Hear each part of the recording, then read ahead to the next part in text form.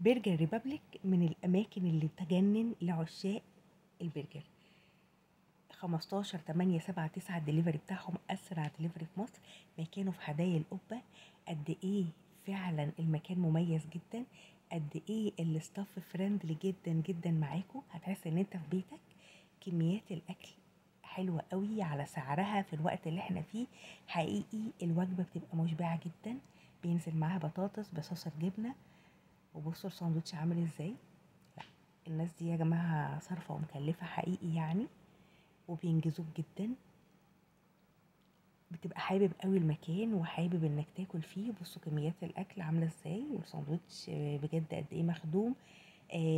الناس هنا قايمه على الدعايه الحقيقيه.